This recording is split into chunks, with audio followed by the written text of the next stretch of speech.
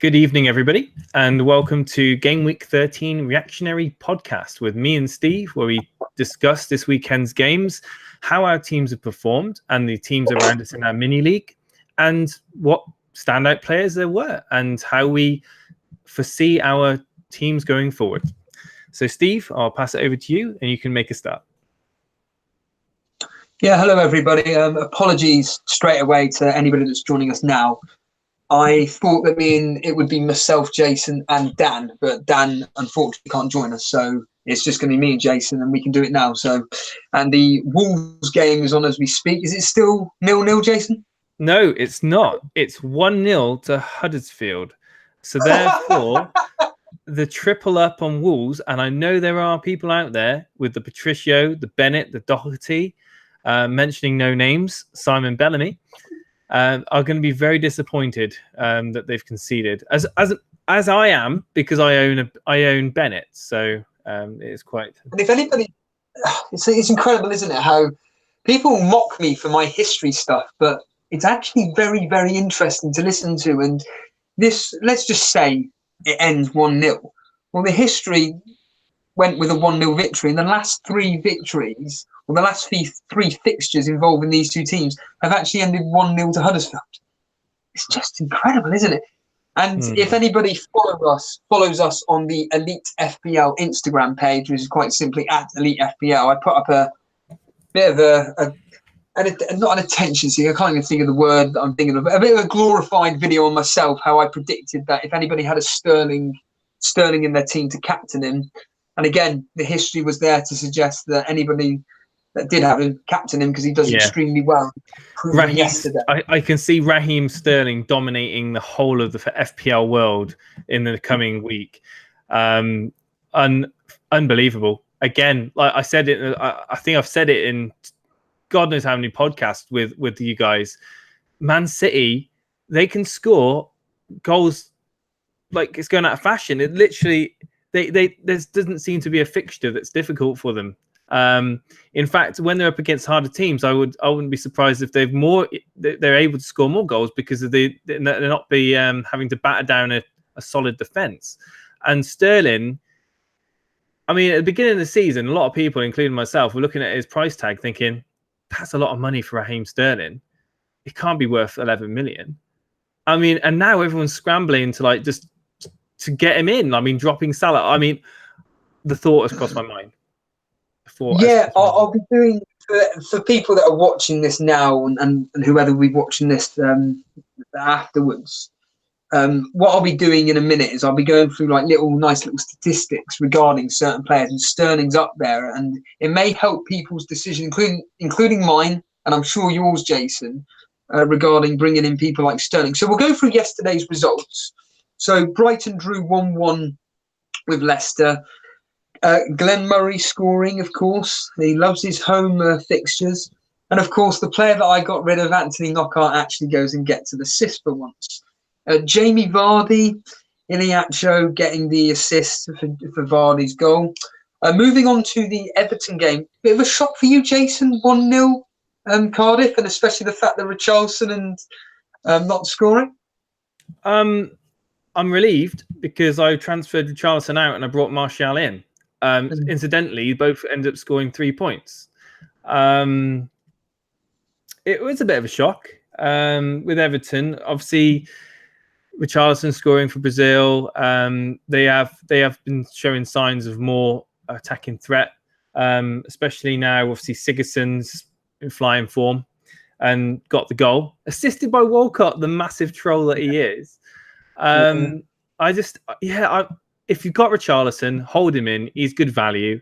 I put my mind and did all the calculations. I figured that Martial's better value for money over the next, I would say over the next 7 or 8 game weeks. Actually, if you look at United's fixtures, as long as he's primed to play, obviously the contract's still not quite sorted yet, so there's a little bit of animosity there.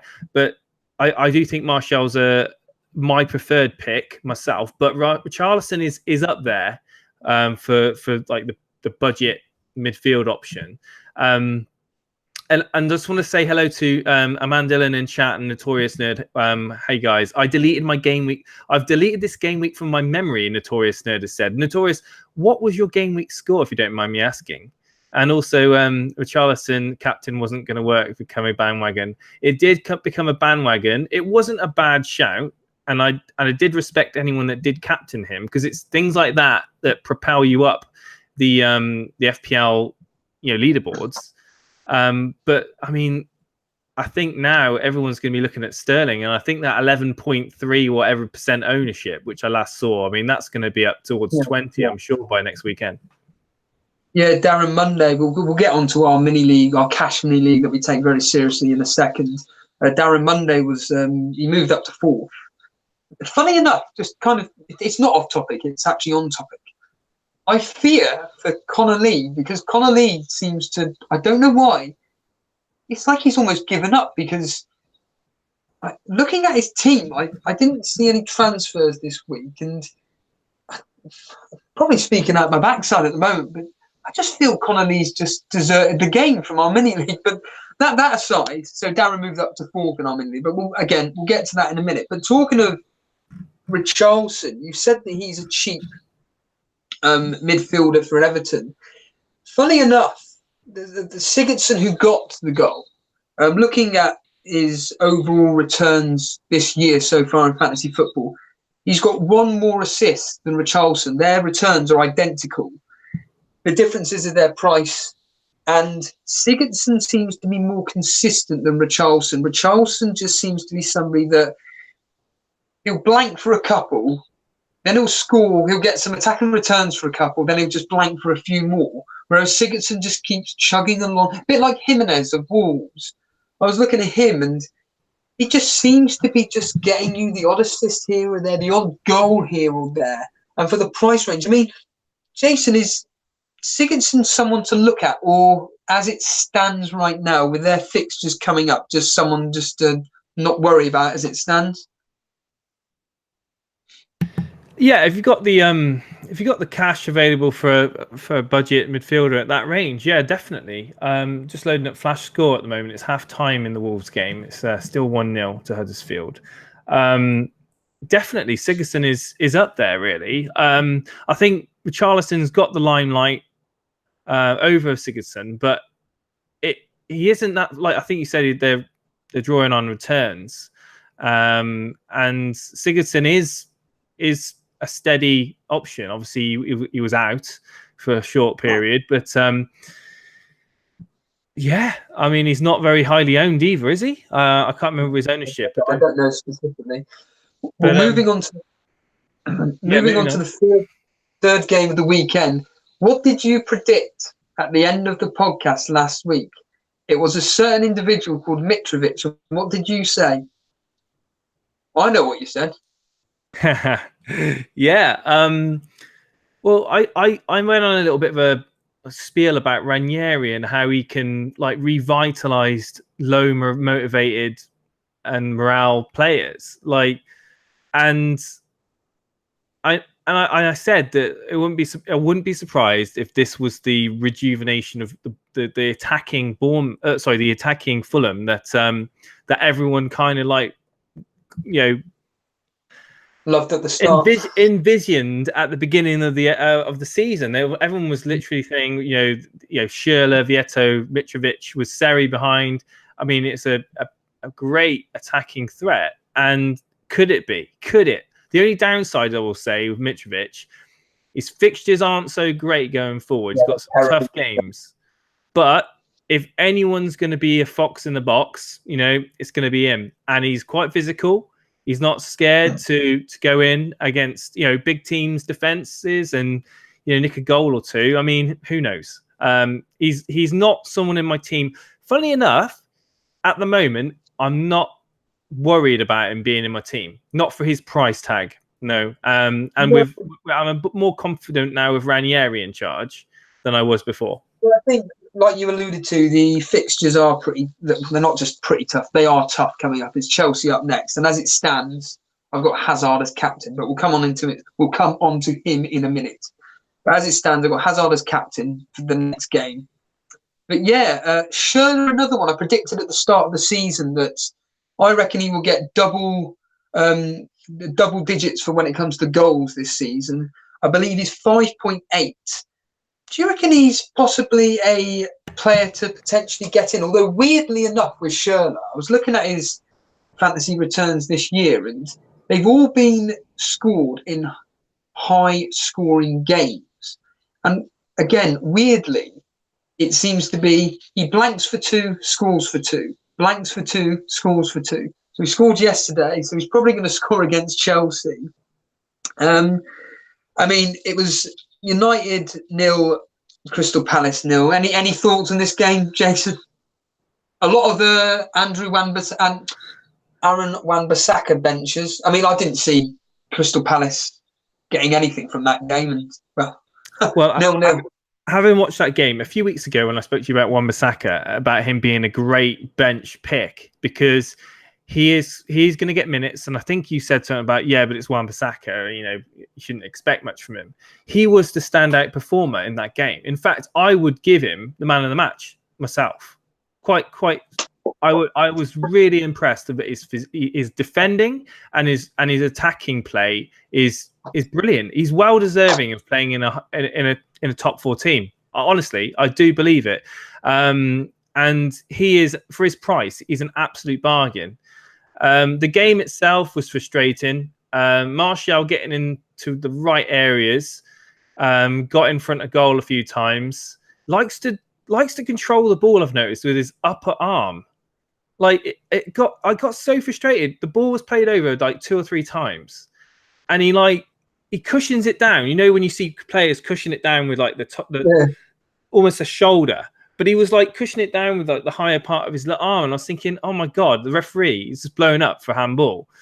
But other than that, I mean, he did get himself in the right areas, and I wasn't too upset about his performance per se. But United, when Sanchez came on, like before, obviously the Arsenal Sanchez, he's a threat. Teams would hate to play against him, but for United, he just takes the money at the end of the week and doesn't care. A question I want to ask you, which I know people hate this word, but it's just relevant. I alluded to it in the last podcast. And I said, do you think Lukaku will have an effect on Martial's returns? Did you see anything possibly that you're thinking now, Martial's a bad pick? Or do you still stick by, no, Martial's a perfectly good pick, even with Lukaku in the team? From what I saw, it didn't affect Martial's positioning. It didn't affect his runs into the box or his cutting in. If anything, Martial with his crossing, it might be slightly better for him to have a big man like Lukaku in the box. The only thing I'll say about Lukaku, and as a United fan, I mean, I always like to see United players doing well and scoring, and he did score, but he was offside. Is that, I don't know, it's just lethargic to watch at times, and I don't know if it's fitness. Mourinho would probably say that it's he's short of match fitness, but why is he playing then? If he's short of match fitness, it's just really frustrating at the moment. And even if Lukaku was to get a brace next game week, people wouldn't even think of him as an option at the moment in FPL. And it's Martial is that United pick for me. If anyone's looking at getting any United in, because all you need to do is look at the fixture ticker, see United's fixtures, and think, wow, get him in. But yeah, to answer your question, I think it can't do him any harm having a front man, a big man in the box to get on the end of crosses. Well, talking of lethargic, the team that certainly is not lethargic is Liverpool. 3-0 winners against Watford. I heard it was a very, very comfortable. And even had Henderson sent off. I personally don't have any idea when he was sent off. What time roughly was he sent off? James, second half. Sometime in the second half. So sometime in the second half. Obviously, we had. When I heard the game was over by that point. Right. When I heard Trent Alexander-Arnold scored, I was overjoyed. And then I heard Salah had scored, and obviously it was a double clean sheet for myself because finally my double up of Liverpool defence is paying off. It really does help that. I mean, Dan was speaking of Trent's form coming into this game week. Certainly with England, playing really, really well with England, coming off the back of I believe, an assist the last game week in game week 12, and that's paying off for me. Robertson, however, again getting bonus points. He just seems to. You just have to walk on the pitch and he gets bonus points. He's somebody that I'm definitely not looking to ship. He's because I said in the last podcast that I'm looking at getting rid of a premium defender. And I was playing around my team, and we'll get on to Sterling in a minute because I am wanting to get him in. I've got 2 free transfers. This is the key. I've got 2 free transfers. I've been looking at a -4, but the only way basically my plan is to have Salah, Hazard, and Sterling, and getting rid of Richarlison, because for me, Richarlison, as going back to it, he just doesn't seem to be consistent enough, and I want consistent players. But I think Sterling as a replacement is ideal. It would mean downgrading Alonso. I'm a bit of a panic for that due to the ownership, but I'm really not fussed if it means bringing in Sterling. I think I looked at bringing in who was it? I think it was possibly Doherty of Wolves. I can't remember who it was, but the only downside to this whole plan is who do I get rid of up front? And it would probably be Callum Wilson. And to be fair, for me, it looks like what I will do is probably Wilson, Richarlison, and Alonso out for Sterling. And this is the key thing here. Who do I get in as a front man? I'm just a few pennies short of Jimenez. So it's kind of looking at cheap defensive options. I'm possibly looking at Balbao of West Ham. I just can't stand them from a clean sheet point of view. They're just terrible. But he's got apparently a lot of goal threat. Or maybe he's dupe of West Ham as well. I'm just looking at cheap defenders to bring in. I may even actually go down to now looking at it, Aaron Wan-Bissaka, because I believe their fixtures are turning as well. But the point being is that it's either between Robertson or Alonso to get rid of. And as it stands, looking at everything, Robertson just walks on the pitch and he's getting up at least a minimum of a couple of bonus points. Now, talking of both players, a lot of people talk about rotation, but at the end of the day, both players have played, give or take, every single match, apart from Robertson's missed 1 match and Trent's missed 2. That's it. Robertson's got 3 assists, Trent's got 1 goal and 2 assists. So really, I'm still happy moving forward, continuing having the double up of Liverpool defence, because they're just beasts at the moment. So moving on to Sterling, and it was Manchester City 4-0. Now, Jason, you had Aguero captain, and when you put that up on Elite FPL Instagram page, I was just like, oh god. Again, it's that classic thing of what does he know? Because we discussed during the last podcast that you're most likely going to be captaining Salah for the safety option. You didn't. You went with Aguero, which made logical sense. 4-0, and he got nothing. Sterling, of course, got his 4th double-digit point scoring. But a player that I kind of want to talk to you about is Sane. And he's only played 5 90-minute games. And in those 5, he has returned attacking returns in all of them. The rest of the games have been shortened matches. He's been either subbed on or he's been subbed off early, and he's not really got many returns at all. Have you thought about potentially? I mean, Sane started he started 2 of the last 3. What do you think on Sane? I mean, you had David Silva getting you a more differential points, which I'm just looking at thinking this is so frustrating, being a non-owner. But yeah, before we talk Sterling, Sane maybe ringing an alarm bell there for you, Jason? Every player in front of Fernandinho for City's like an amazing pick. I mean, Bernardo Silva obviously is injured, but it's the lottery, isn't it, with City? It is. Like I last night, right? I was thinking, right, I need to get Sterling into my team. Who do I get rid of? Yeah.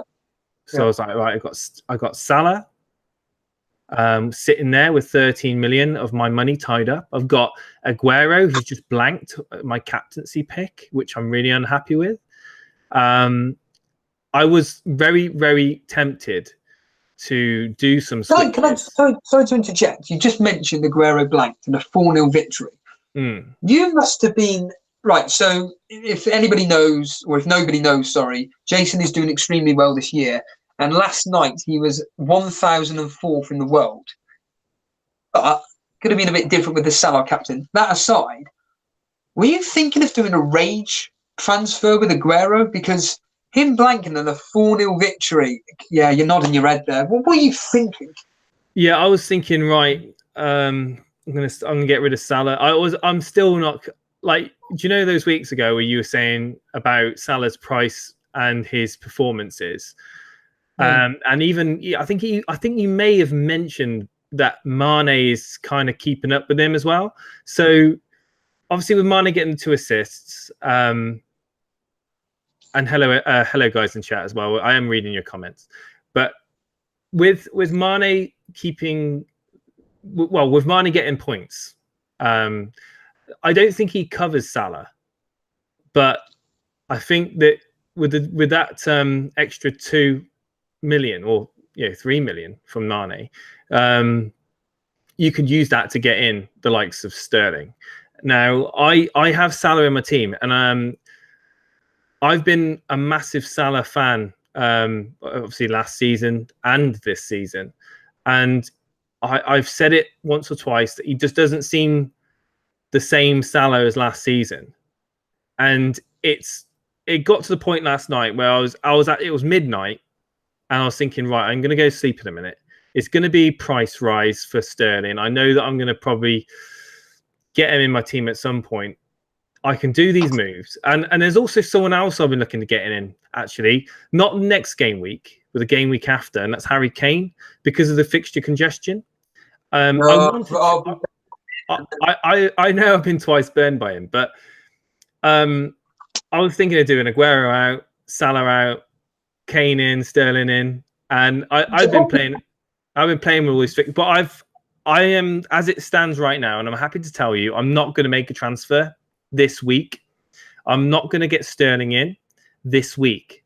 I'm going to leave it. I'm going to save the free transfer and reassess next game week. I can't see Sterling go. Well, I hope. I've got a 0.2 million like kind of safety margin that I can afford Sterling to rise by. But to be honest with you, I want to keep my transfer as long as nobody gets seriously injured or anything like that. Try and save my transfer this week, go into next week with 2 free transfers, and then look at bringing in the likes of Kane or Sterling. I mentioned Kane, and I think a lot of people on in the FPL community are talking about Kane. He's starting to Eriksen yesterday was showing some great potential in creativity for Kane. So I think that going forward, I would be slightly more confident with him. And obviously, as the game weeks start bunching up and you've got midweek and weekend games, I can't see Pochettino benching Harry Kane. Well, a lot of people worry about Sterling's minutes played. Actually, he's played every single game, barring 2. And like I said, he's brought in 4 double-digit scores. He's attacked. He's got attacking returns. So out of 13 games, he's missed 2. So we're down to 11 games that he's played. Of those 11, he hasn't got attacking returns in 2. Anybody that's wanting to bring in Sterling, they're going to have to take a hit, Jason, or they're going to have to get rid of either they're either going to have to get rid of Salah or Hazard. Hazard's got an excellent fixture coming up.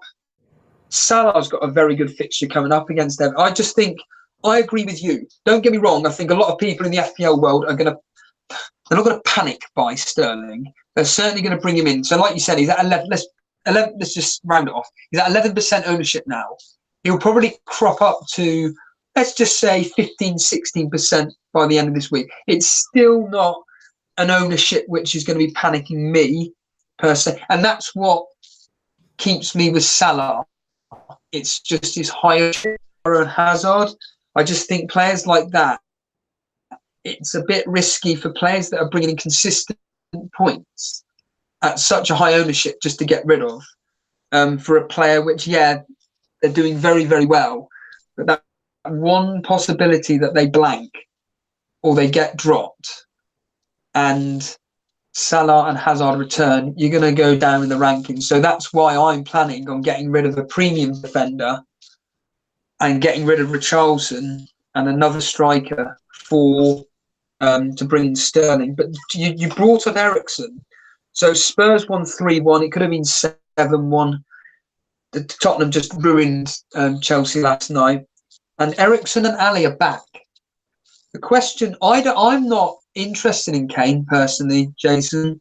Even though he's a guaranteed starter, I just think, like I said in the last podcast, I just think for me, the returns he's bringing in just isn't really worth it for the price. Again, it's a bit like Salah. For the price, Kane isn't bringing in the points that I want. And because I don't know how high his ownership is. I can't see it past 30%. I'm guessing it's probably 20, maybe 25 at a push. If anybody in the chat knows, let me know. But I think that I did say in the last podcast, the best bet is to go with a guaranteed defender from their team. Or if Eriksen and Ali are fit, go with one of them too. Now, Eriksen 9.2, Ali's 8.9.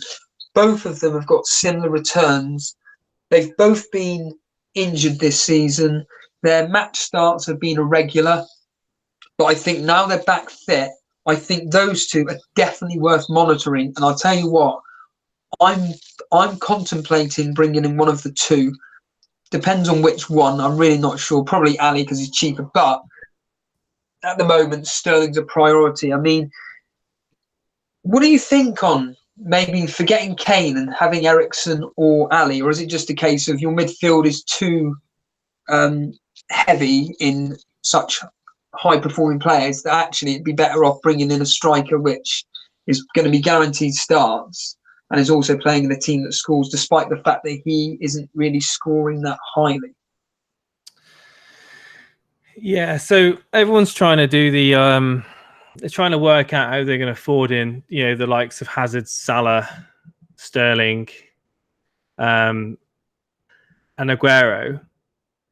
But a lot of people, obviously, who own Sterling don't own Aguero, so they get him in that way. It was a good point you made about Harry Kane. And Notorious Nerd actually says in chat, Kane is known to be explosive in the festive period. And historically, that is true. I wouldn't have considered Kane if it wasn't for the surprising trouncing of Chelsea. And I mean, I was surprised. I really, really was. That Hazard, was pretty much a no-show. That game. Did, I mean, okay, it's all hindsight. Could have got a penalty. Could have got a penalty and scored, and could have changed the course of the game. We don't know. But the point being is that Hazard got a yellow card. 1 point. Yeah, 1 point for a very for someone in a similar price range as Sterling. For those people who were thinking of transferring out Hazard for Sterling this game week, I mean, they must be feeling sick. But it's that combination of players going forward, and there is lots of people that would advocate for Tottenham midfielders, but it's hard to fit in for the prices that they are. The 9+ mil midfielders are just out of reach of most people. Can maybe stretch up to 8.5. So without having to sacrifice a premium defender or a striker. So it's it goes what I'm saying about reflect on this game week, look at the fixtures going forward, see who have got the fixtures that you want to have representing those teams. So the players you want to have representing, for me, you've got Tottenham, assets like you said. Man City doesn't. I don't think you need to care about their fixtures personally. I think at the moment, if you haven't got 3 Man City players in, you're going to be trying to get 3 Man City players in for definite. You could go for lower budget players, like you said, to try and make avenues.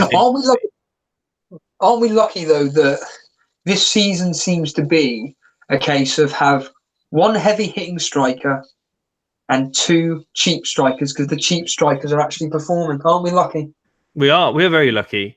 And I feel sorry for anyone that still held on to Lacazette. Mentioning no names, but there are people out there that hold on to Lacazette. Well, it's funny you say, Jason. Almost lost 2-1 today. Aubameyang getting in the goals there, and I tell you what, it's so frustrating that he's 10.9. It's going to sound really weird what I'm saying, but if he was 10.5, so that's what. So what's Aguero? I've got him at 11.1 in my team. I'm sure I have. And if he was down to 10.5, that's what a +6 for me.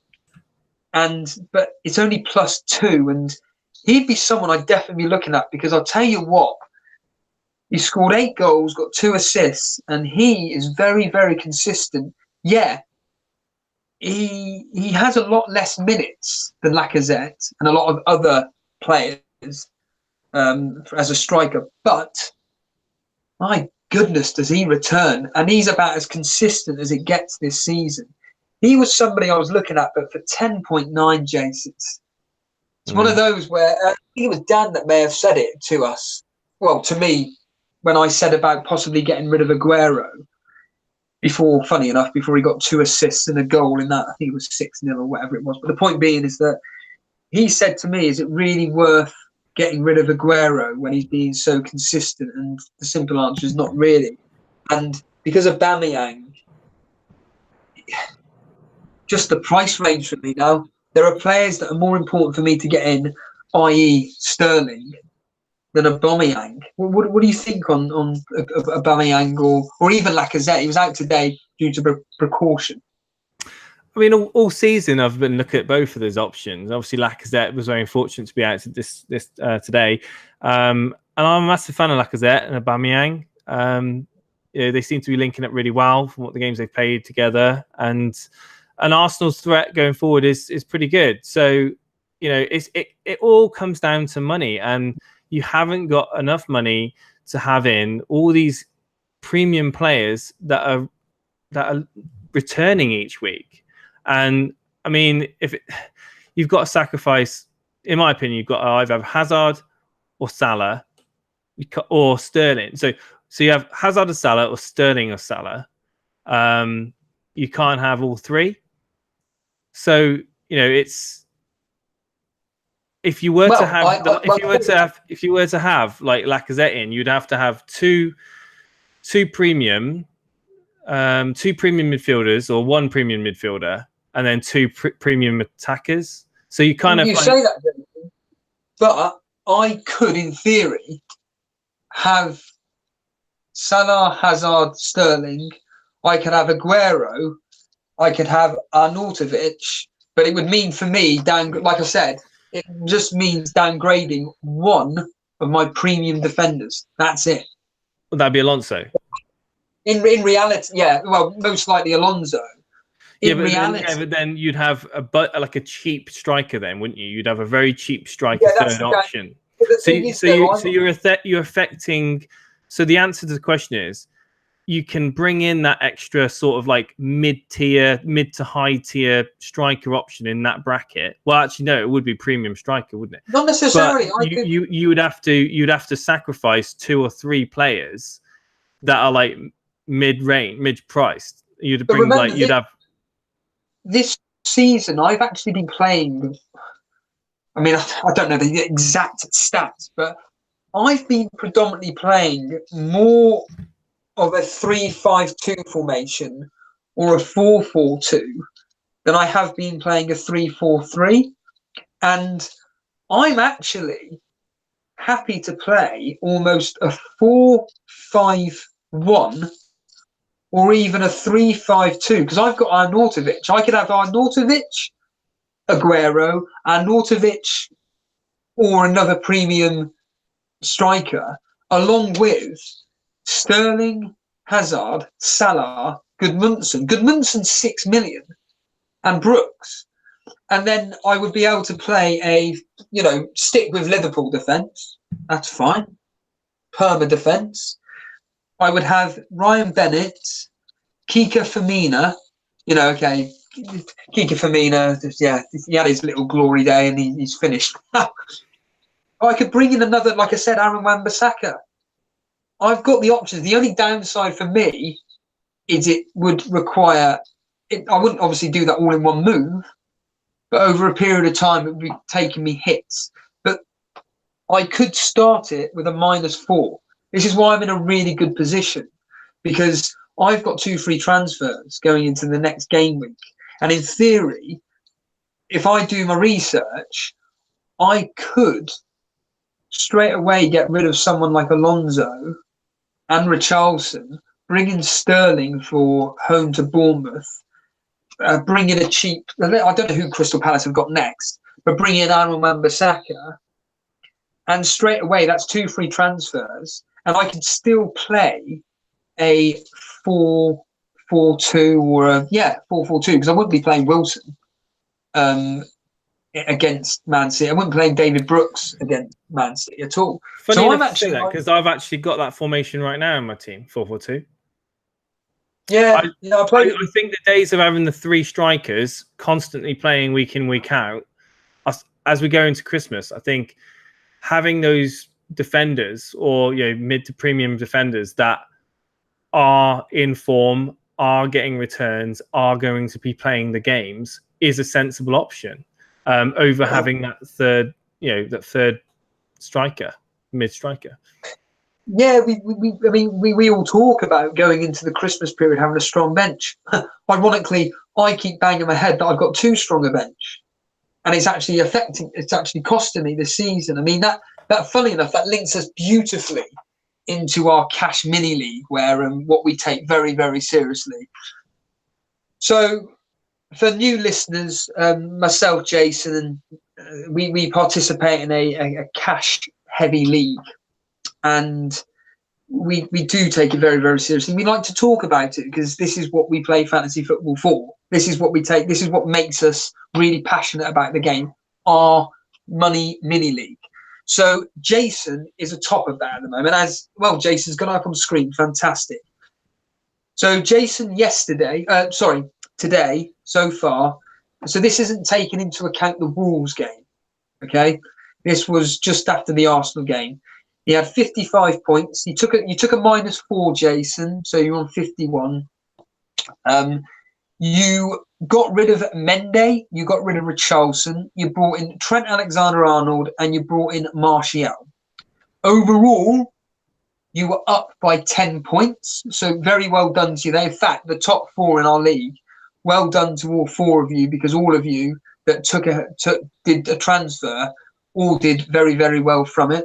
Although, ironically, Jason, you had 10 points on the bench. And when we look through the teams in a minute, this would have been the perfect time to play bench boost. But yeah, 10 points on the bench. You're 1,004th in the world. But we'll come on to Terry in a minute. He had Sterling captain. How are you feeling with only now having a 33-point lead at the top of our mini league at the moment? Oh, it's the 33, is it? It was after the Arsenal game, yeah. Or from last night, sorry. My apologies, last night. It doesn't really faze me. I mean, it's I just take each week as it comes, really. I mean, barring your transfer this week, which is the 2 transfers you've done for -4, which have been fantastic. The last couple of weeks, I feel, been almost like feeling like the downfall of Jason. You're free. The free hit failed. Didn't you take a -8 or so? I can't remember what happened. Was it last week you took the free hit chip? I can't. It's completely gone on my head now. Was it last time? Yeah. So the week before I did my free hit. Yeah. Right. Okay. So game week 12, I didn't take any hits, but I did a free. So because I did a free hit, and then game week 13, I took a -4. Yeah. And then you had your captain fail as well. Yes. Yeah. Yeah. How are you? I mean, we already discussed about. My captain didn't fail. My captain was Salah in game week 12, and he actually returned. But yeah, this week my captain failed. It's the second captain fail that I've had. Sorry, just to carry on my point. My point is that your free hit was a fail, and then this week has been a fail, and now we are able to. Well, certainly Terry and Darren and Ben are slowly. It's very slow. They're slowly, especially Terry. Terry, my goodness, he is doing very, very well. He is, like I said, only 33 points off you. Are you feeling any pressure at all, or is it still no? Keep calm. Terry's making mistakes as well. He also benched Wan-Bissaka, and he also benched Alexander. So I don't look at my team exclusively and say, yeah, well, I'm making mistakes, because I think everybody has made mistakes. I don't know why he didn't play Alexander-Arnold. I certainly don't know why he decided to play the back three. I mean, I would personally would have done things differently if I'd had players that he had. It's just one of those things. It's only a good thing that there isn't one person running away. It makes it interesting. It keeps it interesting. Obviously, I want to win it, but I'm not worried just yet. I mean, if you want to bring up Terry's team, so Terry, he got 65 points. He did one transfer. Again, it worked out. He got rid of Mendy. He brought in Michael Keane of Everton, which got him 8 points. Captain Sterling, a whopping 32-point total there. But like you said, he benched Trent Alexander-Arnold, Aaron Wan-Bissaka. That's a total of 20 points he left on his bench. But yeah, 65 points there. He's up to 14,416th in the world. Incredible ranking there. And yeah, he's somebody that's over the last few weeks has been doing really, really well there. I mean, Ben Towler in third. Now this is something that I really didn't understand. So he took a -8. Can you hear me still? Yeah, I can hear you. Yeah. My Google Chrome has crashed. What does that mean exactly? You can't. What I can't see what's on the screen at the moment. What's on the screen? Nothing. There's nothing on my end. Can you see me talk? I can see you talking. Yeah, you're okay. Yeah. All right, okay. So we'll just carry on without the screen share then, because live TV, as they say, all corrupts around us. So yeah, moving on to Ben's team, who's third in our mini league. He took a -8, and so he got 54 points, -8, 48, and 46. Sorry. He got rid of Mendy. He got rid of Hazard and William. He brought in Digna of Everton, Salah, who he captained, and a Philippe Anderson, which I didn't quite understand that move. And he benched Anderson as well. I'm assuming he did this to fund the moves, but just such a strange pick in Philippe Anderson, but whatever. However, he made a +11 overall. And he was another one that had Aaron Wan-Bissaka on the bench, 6 points there. Moving on to fourth place, Darren Monday, 66 points. And he was the one that Captain Richarlison got onto the bandwagon there. Again, Aaron Wan-Bissaka on the bench. He's up to 34,576 in the world. So within the top four, so between first and second, we've already gone over this. We'll go over it quickly. It's between Jason and Terry, it's 33 points. Between Terry and Ben, just 13 points. Between Ben and Darren, it's just 6 points. Fourth and fifth, there's only 5 points in between it. I'm in sixth. Now, on to my team. I'm 7 points off fourth. I'm 69 points off you, Jason, in first. I got 49 points. I did really bad within our mini league, but I did really well in the overall rankings, and I went up to 47,519th.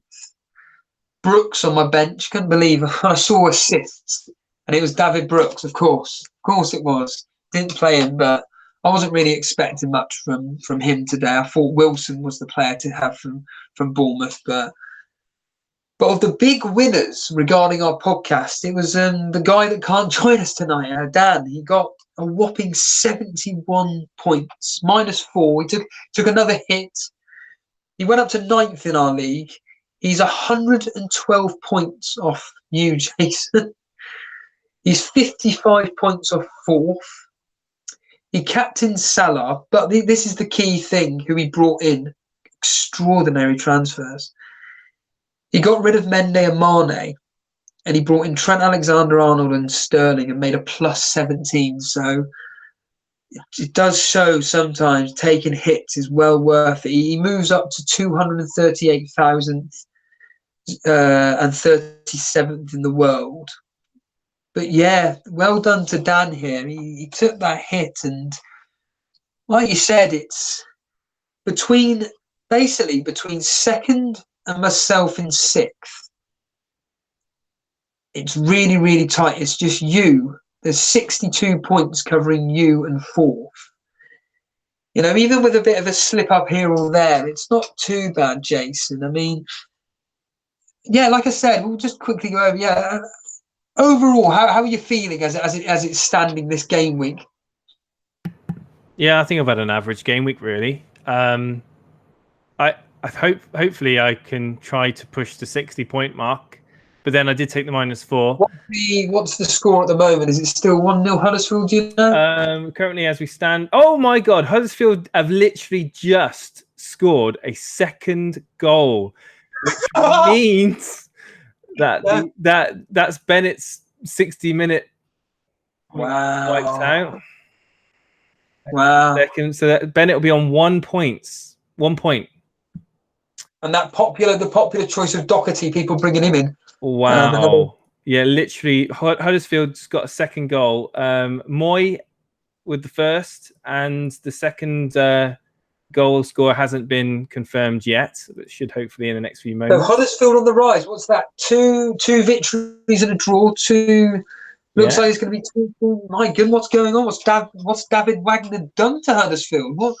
What's happening with Wolves? I know. This is the thing. Like Wolves, early in the season, they were showing signs of a solid defense. They got Patricio in goal. They had great attacking threats down from the left back and right back, mainly the left back in Doherty. Jimenez, a value striker, he's been anonymous by all accounts. He's nowhere near the BAPS and he's nowhere near the goals. So yeah, as it stands, 76 minutes played, Huddersfield 2, Wolves 0, with the second goal scorer being Aaron Moy. Aaron Moy scored twice. Well, isn't that the player that? Oh no, was it Aaron Moy or Pascal Gross that Dan kept banging on about from the Bundesliga? I think it was Pascal Gross, wasn't it? Last season from the Bundesliga, whatever. But Aaron Moy, he was the key figure for Huddersfield, wasn't he? Last season. Yeah, he's a good player. So someone again, if anybody in the chat's got the fixture list for Huddersfield or whatever, again, the team to me again maybe helps me out for my budget option. I believe there's a 4.1 million starting defender for Huddersfield as well. So if he's there, 2 clean sheets out of 3. Looks like something's going on, but I mean, the game's not over yet. So there's 13 minutes left of the game. There'll be a lot of people with Jimenez and obviously Doherty. It's not done and dusted. It could end up with Wolves getting a goal back. Who knows? But as it stands, there's going to be a lot of disappointed people in the FPL community because a lot of people own Wolves defense, and there's a fairly high ownership of Jimenez now because of the enabler for the likes of Sterling. Yeah, absolutely. Have you? I don't think you've got any players tomorrow evening, have you? I've got one. I've got Goodmanson. He'll be playing. No, I haven't got that. This is it now. My whole team's played. Monday night football is not going to be something I'm going to sit and watch, I don't think. But I did predict that your team, Burnley, would win that game, and who knows? Goodmanson might get in with the goal. So your clawing of back of points from me could continue, Steve-O. Yeah, Goodmanson. I mean, he is key to our team. He's on all set pieces, and whenever we score, he does seem to get something. I'd be very surprised. I went with a 1-0 loss. It's going to be a terrible, terrible. It's going to be 1-0 either way, 1-1 or 2-1 either way. It's going to be a very, very tight game tomorrow. It may even end 0-0.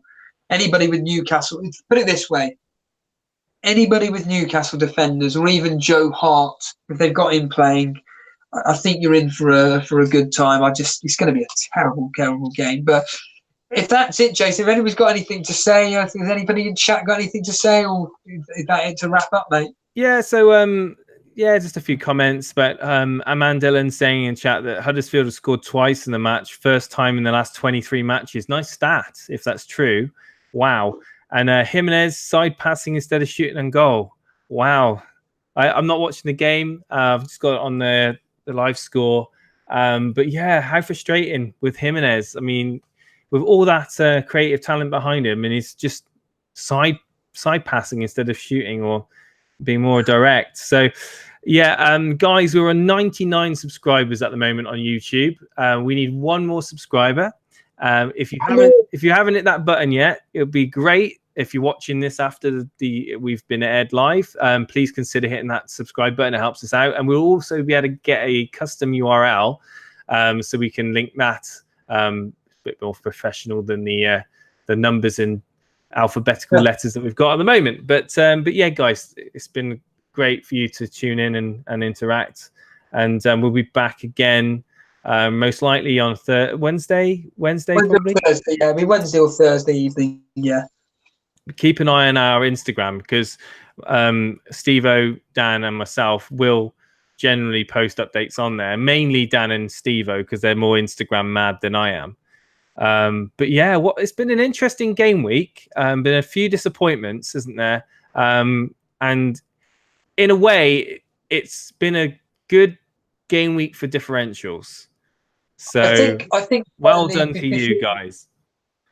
I think before we wrap up, I certainly think coming out of this game week, the main talking point looks to be how to get in Sterling and who for. And I think on reflection, when it gets to Wednesday or Thursday, and we discuss our teams for the game week 14 preview, I think we're all going to have a better idea of where we're going with this. But where is it? Dan's already done it. He brought in Sterling for Mane. So he's already there. Yeah. So it's down to... I do think we're all going to have him in. I really do. We can't ignore it. It's just who do you get out? Obviously, I don't want to get out Aguero for Sterling. It just seems too much of a side move. I don't necessarily, right at this moment, on reflection, I don't want to take out Salah, even though I know he's not been performing.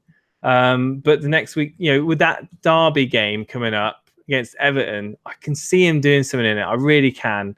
So I'm going to hold on to him and reassess. I think that word reassess is going to be heard quite a bit on Wednesday or Thursday when we have that podcast, because I think what you said earlier on, now is not the time to necessarily just panic buy in Sterling, because you're going to have to make one or two adjustments to your team.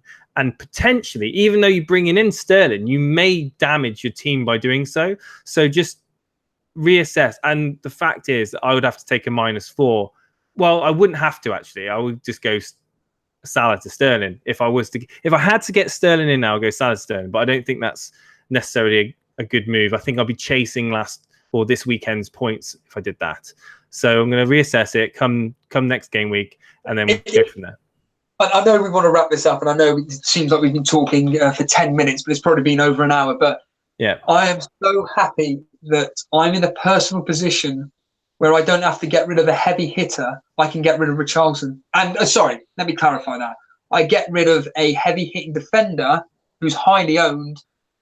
But if I can bring in a player which has got really good fixtures, for example, looking forward, just off the top of my head, like we've already mentioned 1,009, Harold Wan-Bissaka, or a Huddersfield defender as we speak. Who knows? I'm really, really excited. And after this chat, I may even look at it in a minute and possibly do it now before a price rise. Oh, I wouldn't be surprised. I wouldn't be surprised if come Wednesday or Thursday you've already brought him in. But like Notorious Nerd in chat has said, he's going to wait for the Champions League games before making any decisions. Yes. Because, you know, Aguero could get injured, Sterling could get injured, Salah could get injured, Hazard could get injured. You know, you just don't know what's around the corner. And, you know, it's best to wait if you can afford to take those hits in point, you know, price rises, then the logical sense would be to wait. I used to get quite caught up on the price rise, and a lot of people do. Unless you're 100% you're going to make those moves, just wait until Friday. Absolutely. We've got 5 minutes left of the 5 minutes left of the 7 minutes left of the Wolves game, but we're going to wrap up now. But who knows, if Wolves gets that goal and Doherty's on the assists, then I can see myself falling down the rankings for definite. So I don't want Doherty or Jimenez. Jimenez is another one. If Jimenez gets a goal and Doherty gets an assist, then I will literally be. I think I'm going to be down to 200 places or something in the overall ranking. Brilliant, Jason. Nice anyway, cheers everybody. Thank you. Goodbye, everybody. Thanks for tuning in, and hit us with a subscribe if you've enjoyed it. 1,000 subs and no videos. How many points did I get? Well, I got I'm currently on 56 points -4, so 52. And what are you on at the moment, Steve? Let's have a look. You're on 49. You're on 49, possibly 50. With Goodmanson yet to play. Goodmanson yet to play Monday night. So yeah, that's it, guys. Take it easy. Have a good night.